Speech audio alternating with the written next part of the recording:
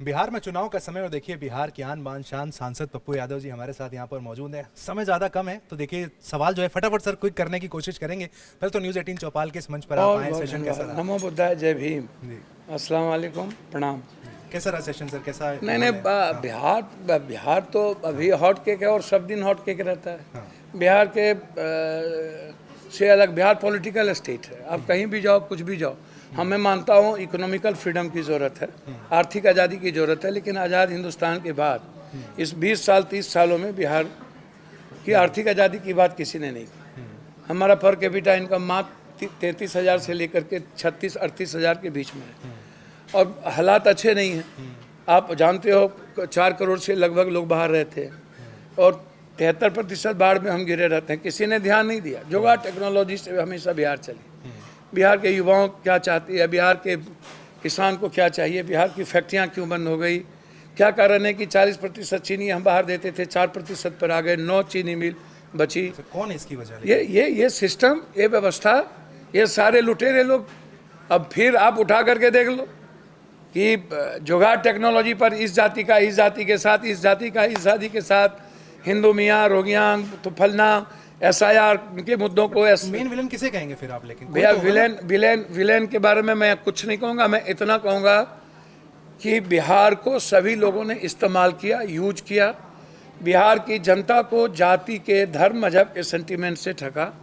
बिहार को कभी भी सॉल्यूशन नहीं दिया। बिहार के लोगों को जस्टिस नहीं मिली। बिहार के लोगों की इकोनॉमी, बिहार के लोगों के रोजगार पर कभी चर्चा नहीं हुई, पूंजी पे चर्चा नहीं हुई। जस्टिस कौन देगा इस बार? क्या जब प्रशांत किशोर देंगे? सिस्टम वो कौन है? ये तो इनके बारे में तो आपको टाटा फीस हो गए, कहीं पता ही नहीं है। ये बड़ी बातें की थी ये वही तो मैंने कहा, इनको तो कैंडिडेट तक नहीं मिलता किसी को। इस पर मैं चर्चा ही नहीं करूंगा, कोई लेना देना नहीं।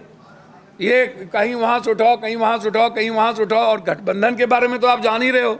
जब चुनाव आता है तो हमारे ही पैसा, हमारी ही बिल्ली, 10,000 ले लो वोट दे दो, 300 ले लो वोट दे दो। ठीक है, आप वाली बात ही करें, 13 सिस्टम बदल दूंगा। नहीं, पीक देखिए तो कभी आज तक जितने दिनों से आए, कहीं सब जगह जाकर के माल खाए, पैसा लिए, उठाया, सब ने उसको भगा दिया।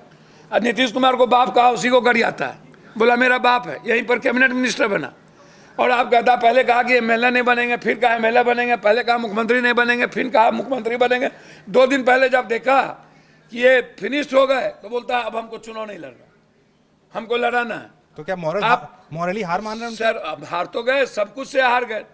उनको बिहार के बारे में कुछ भी पता नहीं।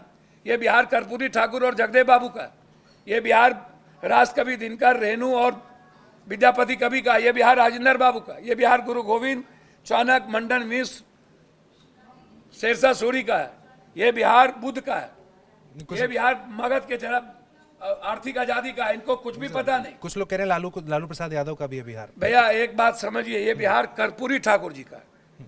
ये बिहार हमेशा सामाजिक न्याय, नफरत के आधार पर नहीं चली। बाढ़ ने हमको सबसे ज्यादा परेशान किया। हम कभी भी बिहार को सोल्यूशन नहीं दिए। हम हमेशा लूटने की प्रवृत्ति में बिहार को रहे। बिहार को बाढ़ दिया गया और आज हम बाहर जाते हैं, 80 लाख लगभग बच्चे बाहर पढ़ते हैं। हमारे यहाँ सबसे ज़्यादा जीनियस है, लेकिन मेरे यहाँ सारे क्वेश्चन अब पेपर लीक आउट हो जाते हैं। सारे क्वेश्चन चोरी वाले को हम लोग टिकट दे देते हैं, उसको ले आते हैं। सारा पदाधिकारी जो सारे कुकर में इन्वॉल्व हैं, लगभग हम उस पदाधिकारी के द्वारा बिहार चलाते हैं। समझ गया। पॉलिटिशियन बिहार चलाता ही नहीं। पॉलिटिशियन, आप इस बात को समझिए, बिहार को समझना पड़ेगा। और पार्टी नहीं समझती है। जो अच्छे लोग हैं पार्टी उसको समझ। जैसे मेरी पार्टी कापर करूं सिंगार पिया मोनानर, जिसके लिए कान कटाए वही कहे कनकट्टा। 1.5 साल पहले हमने पार्टी मर्ज कर दी। डगरा के बैगन के तरह मैं घूमता रहता हूं। किसी दूसरे पार्टी के नेता के कहने पर आप हमको अपने घर से बाहर करते हैं। काहे भाई?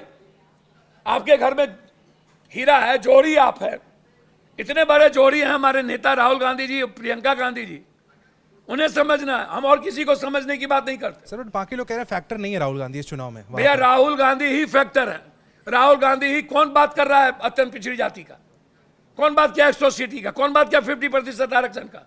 कौन बात किया अत्यंत पिछड़ी ST/SC के 35% का? कौन बात कर रहा है जाति जनगणना का? कौन बात कर रहा है बच्चों के नौकरी का, UPSC का, BPSC का, SSC का? कौन बात कर रहा है मकान मकान का, दूध के कनेक्टिविटी का, प्रोटेक्शन का? कौन बात कर रहा है? ये लोग तो बात करते नहीं है।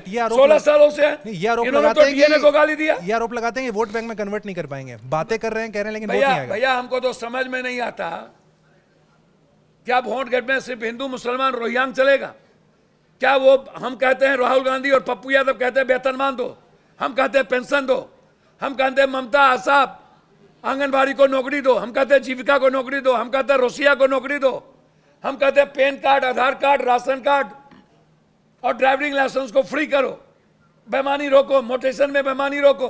हम कह रहे हैं आम आदमी को जीने दो, आज़ादी दो, और ये कह रहे हैं नहीं तुमको कुछ करने की जरूरत नहीं, भर जिंदगी जात पात करो, हिंदू मियाँ करो, भाग और भगवान किस्मत के भरोसे रहो, चुनाव के में हम आएंगे, तुमको कभी 1.25 यूनिट बिजली दे देंगे, स्मार्ट मीटर से लूट लेंगे, ठीक, हम बर्बाद कर देंगे। ठीक है, हमको बिहारी को मार देना है।